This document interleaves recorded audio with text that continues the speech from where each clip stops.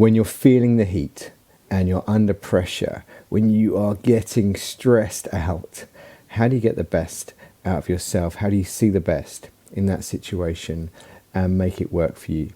Let's talk about that now in the Someday Arrival podcast.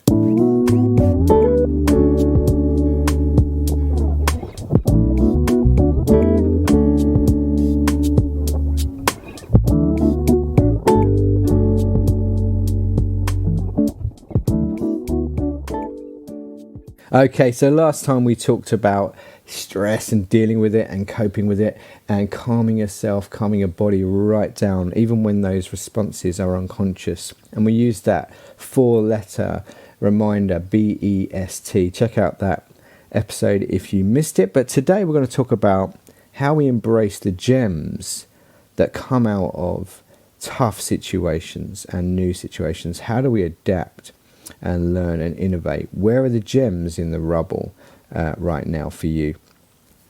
I don't know if you've got a favourite company or a favourite charity, a favourite organisation or cause.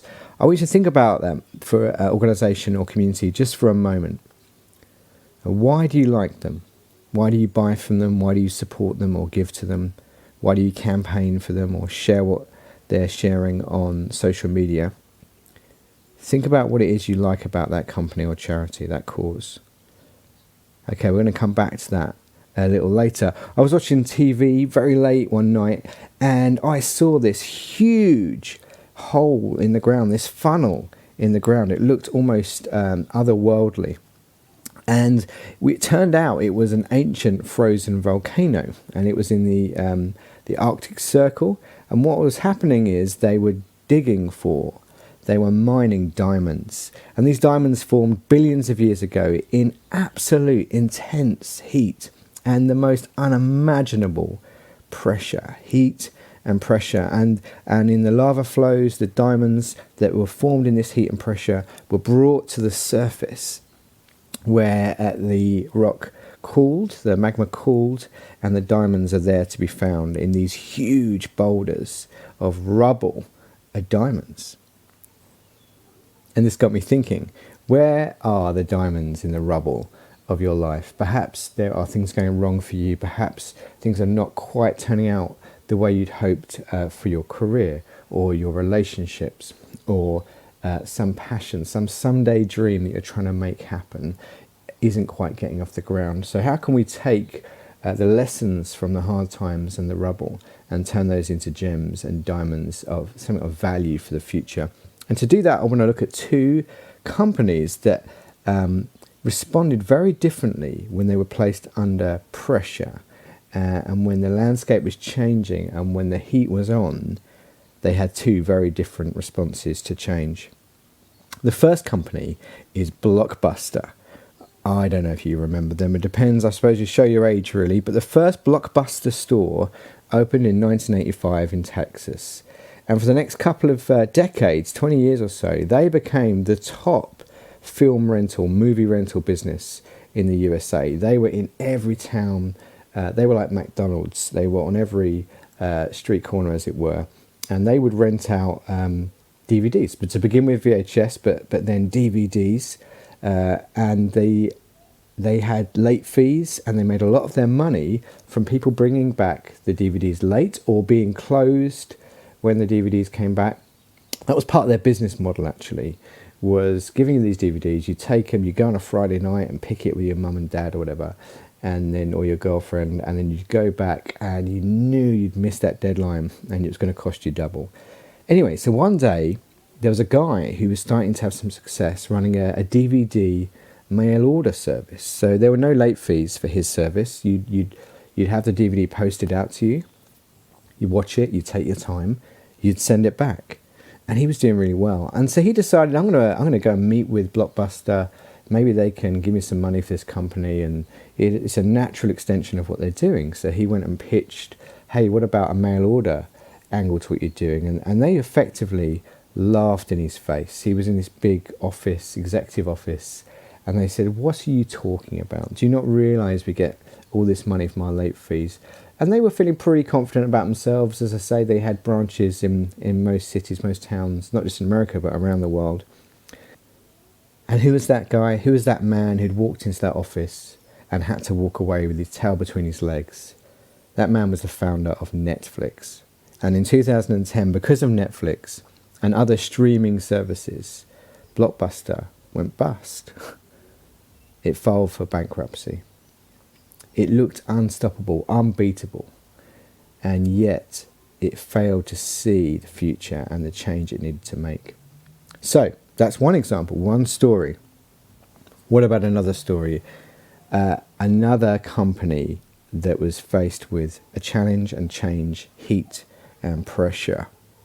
That second company that I'm thinking of actually sells a product that's mainly water, but with a lot of sugar in it and lots of chemicals and a whole bunch of caffeine in there. You might recognize I'm talking about Coca-Cola. Fantastic. I love this stuff. But in the early 2000s, something happened. Public opinion began to shift and high sugar drinks became very unpopular. They were bad for your health. They caused disease. And Coca-Cola knew they had a problem. How did they react? How did they adapt? They decided to keep the same flavor, the same brand, but innovate with their product. And what they came up with was Coke Zero. And if you look at a can or a bottle of Coke Zero today, you'll notice it looks like their main brand, their main product. It's just a black strip around the top of the bottle or the can. Innovation is actually built into the culture at Coca-Cola. They don't compromise on their brand and their core DNA, but they've learned how to adapt when they're put under pressure by the market or by a competitor or just by changing public opinion. And in fact, their mission statement is quite inspiring. You wouldn't believe that they're just selling drinks. Their statement is to refresh the world, to inspire moments of optimism and happiness, to create value, to make a difference. They're just selling sweet drinks. Whereas, I don't know, maybe your dream is to help save or change lives. And what's the result? How did Coke do? We've heard that Blockbuster went bust. But how did Coke do? Well, Coke today, from the last information I was able to find, have over 50%, over half of the market share globally for carbonated drinks and Coke. The nearest rival only has a fifth, of course that's Pepsi, of the market. They kept growing, they stayed relevant, and their mission is succeeding. They're still innovating. Even today, you can buy Coke with vanilla and lemon or vanilla and cherry, as I found. And they're embracing new technologies and new ways of working. They keep learning, keep adapting. They don't assume just because they're big and successful, they're always going to be big and successful. And when they're under pressure, they see it as an opportunity, not as a threat. But if you notice, their logo has stayed the same. Since 1892, that nice curly logo has stayed the same. I imagine they've had plenty of very expensive marketing agencies come and suggest that they change their logo and their branding. But there are certain things they won't compromise on. They don't forget their history. They don't forget their vision. And they're only making drinks. So let's come back now to those companies, those organizations, charities that you like, that you favor, that hold a place in your heart. Maybe you're thinking of Apple or Walt Disney, Cadbury's, McDonald's, Heinz Beans. Maybe it's a car manufacturer, Ford, BMW, Audi. Maybe something like the Red Cross or Kellogg's. So what's the secret to their success? Because the marketplace hasn't always been favourable. The economy hasn't always been up and up. I'm sure there have been changes in public opinion about their products. I'm sure they've hit the news for the wrong reasons sometimes. What's their secret? I think it's that they've learnt to embrace change, to see the heat and the pressure as an opportunity to thrive, not just survive, to adapt, to innovate, to use new technology, to embrace new ideas, to steal the best ideas from their competitors even, to build on them. But at the same time, they're remaining true to who they are, what they believe, their values, their vision, their brand. They keep their purpose steady and unchanged. Perhaps the companies that you thought of there, your favourites, learnt to adapt over the decades. And even McDonald's, which you think of as unchanging really, they have healthy options now, and they're much more transparent about the calories in their food, and they give you more choices when it comes to vegetarian options. They're listening and they're learning and they're changing. There's a great pharmacist in the UK called Boots, the chemist. Now they're effectively a retail business. They have actual physical premises that you can go into, but that hasn't stopped them embracing a website and having one of the best postal delivery pharmacy services in the UK. Walt Disney, what are they doing now that their parks are all closed, or while they've been closed during the lockdown? They have effectively created one of the most successful, fastest growing, fastest changing streaming services in the world. They've just added a whole load of content for adults that's got nothing to do with cartoons or Mickey Mouse or Pixar. These are they're adding things that they know other audiences will enjoy. They're innovating, they're changing, but it's still Disney. These organisations know how to innovate without losing their focus, and they know how to thrive and not just survive when the pressure's on and the heat's turned up. And that is how gems come to the surface. For those companies, for those organisations and charities, and for you. How do you look around you right now and embrace change? How do you see the opportunities to innovate? Not to panic, not to enter a downward spiral, but to think there's an opportunity here. This challenge isn't a threat. This is an opportunity for me to learn and change and grow and try new things.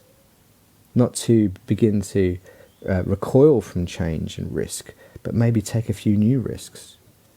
These organisations don't change what they stand for. No one's asking you to change who you are, what you believe, your values, but perhaps the way you work, perhaps the technology you use, perhaps the way you go about things needs to adapt a little. So that was my thought for you today. Find the gems in the rubble.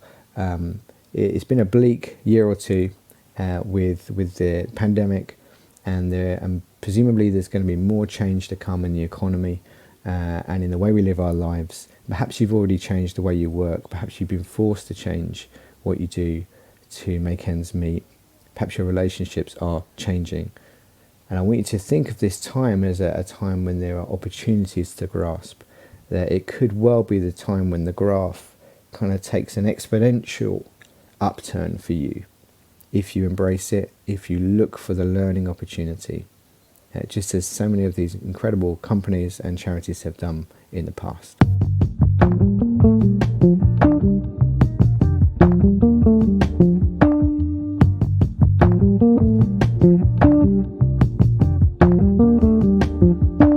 Thank you so much for joining me again for learning how to find the gems in the rubble. I really hope that you're able to do that. Do let me know, Darren@wisdomtolead.com, if you want to email me. Please do subscribe. Please rate this wherever you found it. It helps others to find it. Maybe even pop a text or a WhatsApp to a friend and share it. That'd be absolutely amazing. Until then, I would encourage you, if there's something on your heart, then don't wait, but make someday today.